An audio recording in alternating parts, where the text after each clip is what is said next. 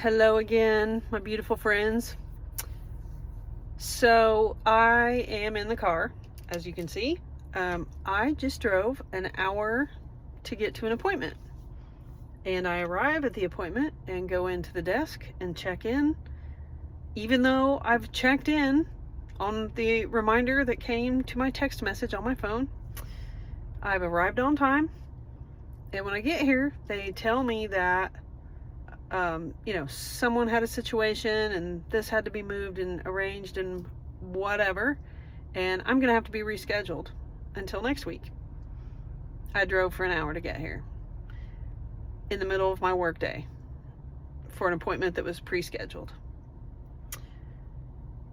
So I'm back in my car, and I guess where my head is that I have a couple of choices here. One is I can be all pissy and let this ruin my day and project my negativity all over the people around me the rest of my day. Wouldn't that be pleasant? Or I could, practice a little resilience. I could reframe it, if you will, and I could assume positive intent. I'm certain that whoever had a situation that caused the ripple effect of all the changes up to and including the impact on me did not do it on purpose with malicious intent. Maybe they're going through the worst day ever, and I should have some compassion for them.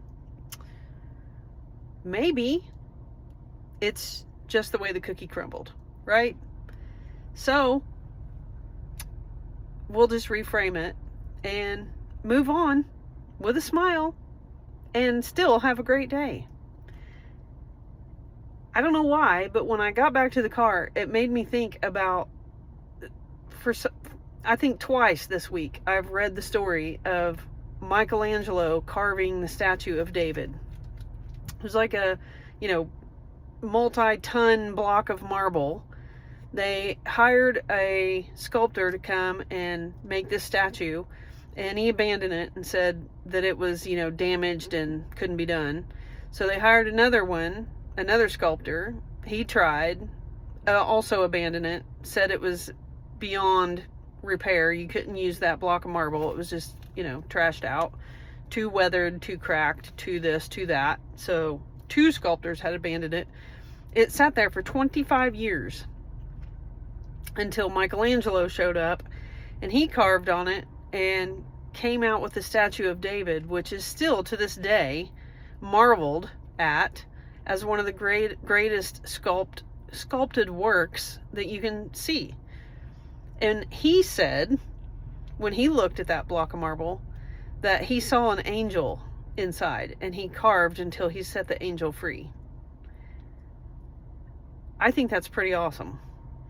And I think that I keep returning to that story because it feels like that's a really good way to frame up the way we handle things, right? Stress has a super negative response on our body.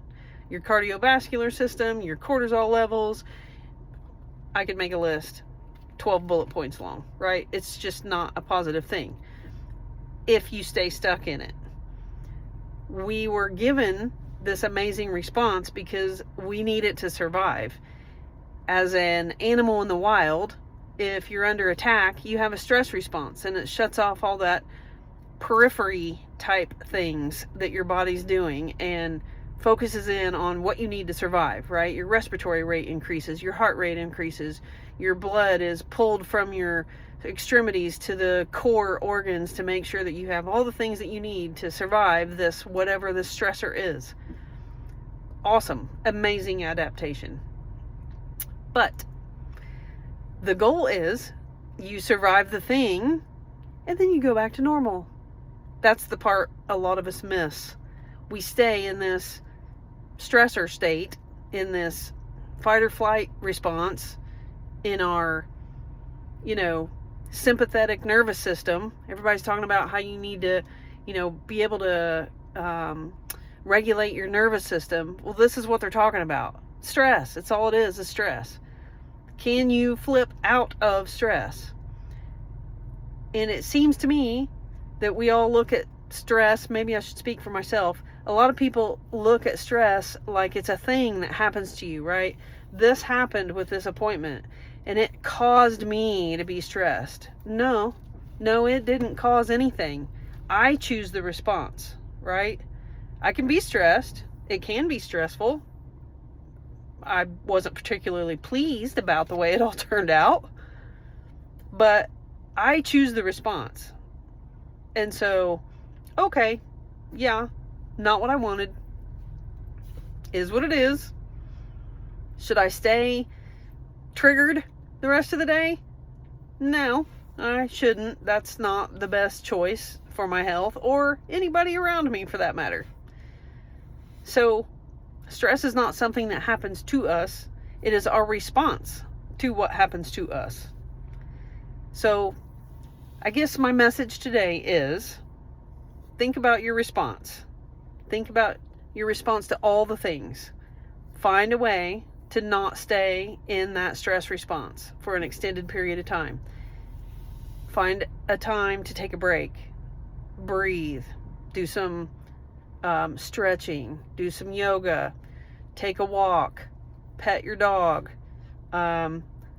Look out the window while you enjoy a cup of hot tea.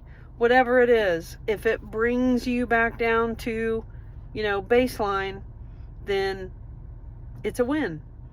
And it could be something as simple as a short conversation and a hug from a friend. It could be anything. But don't stay in the stress response all day long. Sometimes we just have to do a little reframe. With love and good energy. Talk to you next time. Don't forget, subscribe. Send it to your friends.